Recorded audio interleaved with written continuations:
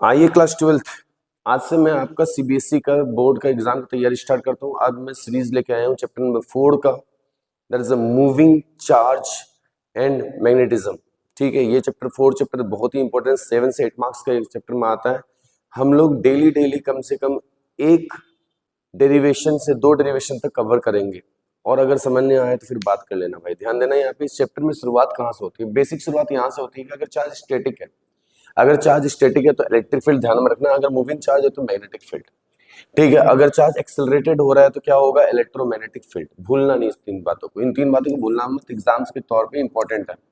Accelerated charge का मतलब है बार बार वेलोसिटी ऑफ द इलेक्ट्रॉन या चार्ज कहीं ना कहीं बार बार बदलते रहता है। बहुत सुंदर, समझ में आ गया।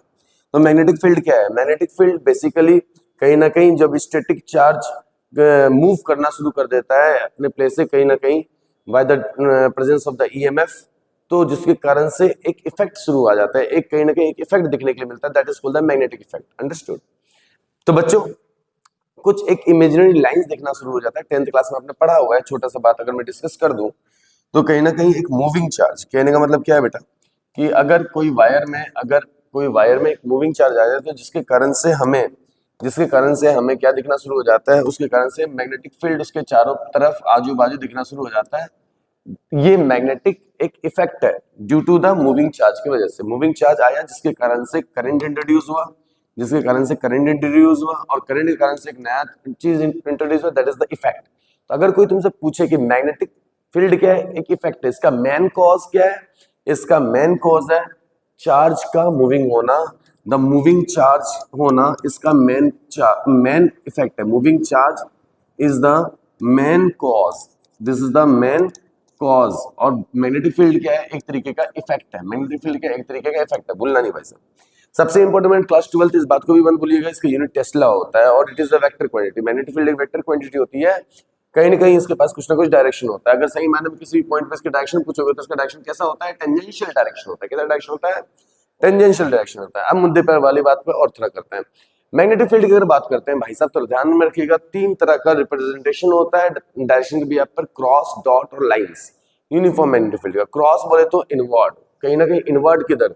दीवार के अंदर या कॉपी के अंदर। अगर अंदर की तरफ जा रहे हो, अंदर की तरफ अगर जा रहे हो तो अंदर की तरफ जा रहे हो, कुछ यूं करके अंदर की तरफ जा रहे हो, तो अंदर की तरफ जब भी जाओगे तो इतना ध्यान में रखना, बात हो रहा है क्रॉस का। अगर अंदर से बाहर आ रहे हो तो इसका मतलब है डॉट। तो क्रॉस से रिप्रेजेंट करते हैं इनवर्ड, और डॉट से रिप्रेजेंट करते हैं आउटवर्ड, लाइन से रिप्रेजेंट करते हैं यूनिफॉर्म मैग्नेटिक फील्ड।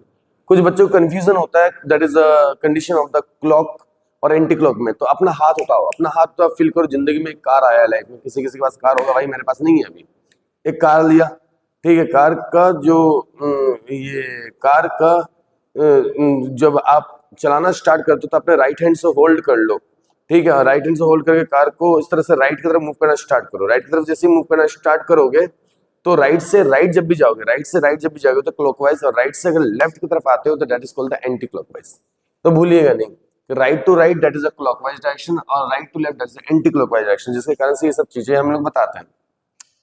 थोड़ा सा चर्चा और कर लिया जाए कि कहीं ना कहीं क्या बातें समझा रहे हैं सर, कि अगर कभी करंट ऊपर जा रहा है, तो ये जो 4 फिंगर है, ये 4 फिंगर का रिप्रेजेंटेशन दिख रहा है। ये किधर आ रहा है? ये मेरा लेफ्ट हैंड है। ये किधर आ रहा है? राइट से राइट आ रहे हैं, राइट टू लेफ्ट है, राइट से लेफ्ट की तरफ आ रहा है, तो एंटी क्लॉकवाइज। अगर करंट ऊपर जा रहा है तो ये फिंगर क्या है, किधर जा रहा है? लेफ्ट हैंड की तरफ आ रहा है, राइट। तो ये क्या कहलाएगा? Anti clockwise. ये क्या कहलाएगा? Anti clockwise. अगर मान लो करंट नीचे आ रहा है, तो हाथ को तोड़ मत दिया करो, ऐसे रखो हाथ को। जैसे ही हाथ को नीचे रखोगे तो ये राइट हैंड है ना, तो राइट हैंड से ये डायरेक्शन किधर जा रहा है? राइट की तरफ ही। राइट हैंड से किधर जा रहा है? राइट की तरफ ही। राइट हैंड से किधर जा रहा है? राइट की तरफ ही। अंडरस्टूड? तो राइट से अगर राइट की तरफ जाए तो ये सब मैग्नेटिक फील्ड का डायरेक्शन क्या होगा? That is a clockwise. तो ये क्या लगेगा? Anti clockwise. ठीक है, मेरी बात समझ में आया? इसका मतलब करंट अगर डाउनवर्ड जा रहा है तो क्लॉक, और अपवर्ड जा रहा है तो एंटी क्लॉक। भूलना नहीं इस बातों को, ठीक है। अब बच्चे एक बात और डायरेक्शन का खेल के हिसाब से कुछ बातें और ध्यान से सुनिएगा। अगर मैं करंट का रिप्रेजेंटेशन इस तरह से कर रहा हूं तो ये थंब अगर को इस तरह से पकड़ोगे तो ये चारों फिंगर किधर जाता है? अंदर। किधर जा रहा है? अंदर जा रहा है तो क्या होगा? क्रॉस। और यूं करके बाहर आएगा तो क्या क्या दिखेगा? यहाँ पे डॉट। तो इस बात को भूलिएगा नहीं फिर से, कि इधर रिप्रेजेंटेशन होगा क्रॉस और इधर रिप्रेजेंटेशन होगा डॉट। अगर डायग्राम बनाओगे यूं करके तो कहीं ना कहीं ऊपर जा रहा है, तो ऑब्वियस है एंटी क्लॉकवाइज डायरेक्शन होता था, तो होता रहेगा हमेशा, लेकिन direction should be indicated likewise. Exams में अगर तुमसे कोई पूछ ले कि भाई यहाँ बता इस पॉइंट पे अगर करंट यूं जा रहा है, तो बता इस पॉइंट पी पर और इस पॉइंट क्यू पर बता डायरेक्शन क्या होगा। तो थंब को यूं पकड़ना है और ये 4 फिंगर को देखना ये किधर जा रहा है, अंदर अंदर जा रहा है तो क्रॉस, और पी पॉइंट से इधर यूं करके बाहर की तरफ आएगा तो ये क्या कहलाएगा, dot. Dot should be represented. Is it clear all of you? ठीक है बच्चों, आप ध्यान सुनिएगा, वीडियो अगर ज्यादा स्पीड हो तो उसको रोक लेना, समझ लेना, उसके बाद आगे की तरफ बढ़ जाना। इतनी बातें क्लियर है मेरी बात, यहाँ तक उम्मीद है आपको मेरी बातें समझ में आ गई। अगर मान लो दो वायर होता, दो वायर रहता और दोनों का डायरेक्शन होता सेम, तो अगर पूछता दो वायर, पहला वायर और दूसरे वायर के बीच में, इन दोनों के बीच में अट्रैक्शन होगा या रिपल्सन होगा, अट्रैक्शन होगा या रिपल्सन होगा, इससे बेस्ड डेरिवेशन भी अपने पास, लेकिन सवाल तो पूछना पड़ेगा तुम लोगों से। तो अगर तुम यू थंब को ऊपर की तरफ करोगे, तो अगर तुम दो वायर ऊपर जाए तो किसी बच्चे से पूछूंगा तो पॉज करो वीडियो और पता करो कि क्रॉस ये अट्रैक्शन या रिपल्सन। तो कई बच्चे गलती से ये बोल देते कि दोनों का डायरेक्शन सेम है तो रिपल्सन होगा, लेकिन यहाँ गलत आंसर है ये। गलत सही आंसर क्या है, तो थंब को इसे पकड़ा यूं के रहा तो इधर क्या आएगा, क्रॉस। ठीक है, यूं घूम करके अंदर से बाहर की तरफ निकलेगा तो यहाँ क्या आएगा, डॉट। फिर इसकी तरफ जब चेक करोगे तो यहाँ पे रिप्रेजेंटेशन होगा क्रॉस। इस वायर के लिए अंदर से बाहर की तरफ आओगे तो यहाँ आएगा डॉट। तो भाई यहाँ क्या दिख रहा है तुम्हें, दो अपोजिट पोल दिख रहा है, तो यहाँ क्या होगा, अट्रैक्शन। बात खत्म, समझ में आया? उम्मीद करता हूँ मेरी बात समझ में आ रहा है। अगर मैं रिप्रेजेंटेशन को उल्टा कर दूं तो 100% यहाँ पे रिपल्सन होगा, चेक करके देख लो। थंब पकड़ा ऊपर करंट जा रहा है, यहाँ बनेगा क्रॉस, यहाँ बना क्रॉस, और पलट के पीछे आएगा तो यहाँ बनेगा डॉट। इसको पलट दो, यूं करके पलट दो, जैसे पलट दोगे तो यूं बनेगा यहाँ पे क्रॉस और इधर आएगा डॉट। तो तुम देख रहे हो यहाँ पे दो पोल्स क्या बन रहा है, दो पोल्स, दो मैग्नेटिक फील्ड का डायरेक्शन क्या बन रहा है, सिमिलर। सिमिलर बोले तो रिपल्सन, खेल खत्म। उम्मीद करता हूं मेरी बात आपको समझ में आ गई। तो पहला डेरिवेशन आपके सामने आ रहा है, the force on charge due to the presence of the uniform magnetic field. आइए उस डेरिवेशन पे थोड़ा नजर देते हैं और समझते हैं, force on moving charge in a uniform magnetic field. तो एक बात बता भाई, ध्यान समझ, सीख और मजे से समझ। पहले फ्लेमिंग का लेफ्ट हैंड रूल को ध्यान से देखो। फ्लेमिंग का लेफ्ट हैंड रूल को अगर ध्यान से देखो तो नॉर्मली इस तरह से रखो, तो ये जो फोर फिंगर है ये सोर्स करता है डायरेक्शन ऑफ करंट, ठीक है, और ये डायरेक्शन मैग्नेटिक फील्ड, और ये थंब, ये middle finger is the current, और ये क्या है, थंब सोर्स द फोर्स। तो फादर, ठीक है, फादर ये मैग्नेटिक फील्ड, मदर ये current see for child, father mother, ठीक है, चाइल्ड। इस तरह से बच्चे लोग बाग याद रखते हैं, कोई दिक्कत वाली बात नहीं है। तो अगर मैं इस डायग्राम को, रिप्रेजेंटेशन को अगर बनाने की कोशिश करूं तो इस तरह से थोड़ा ध्यान से ऑब्जर्व करना, इस तरह से ध्यान को ऑब्जर्व करना, तो कुछ इस तरह का फिंगर तैयार होता है ना, ठीक है, इस तरह का फिंगर्स तैयार होता है ना। तो ये जो फोर फिंगर है ये हमेशा मैग्नेटिक फील्ड को रिप्रेजेंट करता है, ये जो थंब है फोर्स को रिप्रेजेंट करता है, और ये जो है रिप्रेजेंट करता है करंट को, ठीक है। तो मिडिल फिंगर सोच द करंट।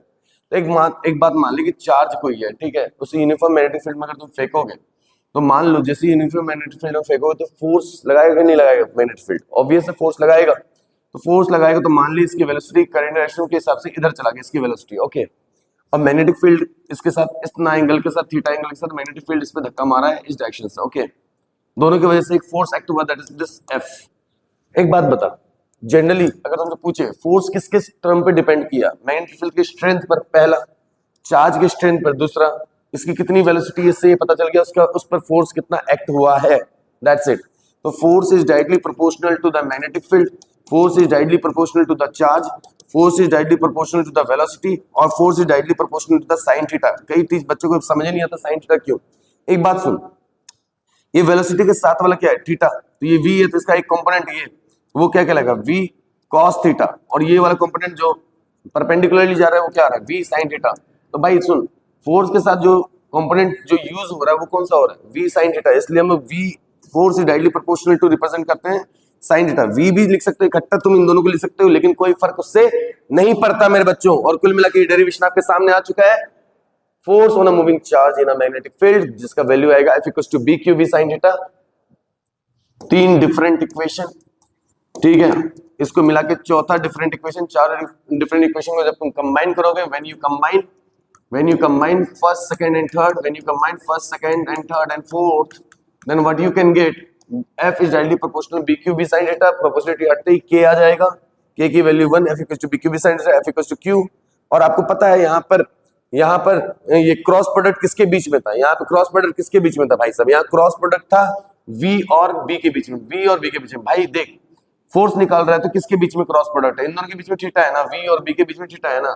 इसलिए हम लोगों ने यहाँ पे जो क्रॉस प्रोडक्ट लगाया है वी और बी के बीच में लगाया है, क्योंकि क्यू क्या है यहाँ पर एक स्केलर क्वांटिटी को रिप्रेजेंट करता है। तो बच्चों फाइनल फॉर्मूला क्या है, F equals to B Q V sine theta. तो स्पेशल केस ध्यान रखेगा, अगर थीटा 90 होगा तो फोर्स मैक्सिमम होगा, थीटा 0 होगा तो फोर्स क्या होगा, minimum. This is the first topic, I hope you all are able to understand. मैं धीरे धीरे करके नेक्स्ट टॉपिक आऊंगा लेकर के। Till then thank you and have a nice day. Thank you class.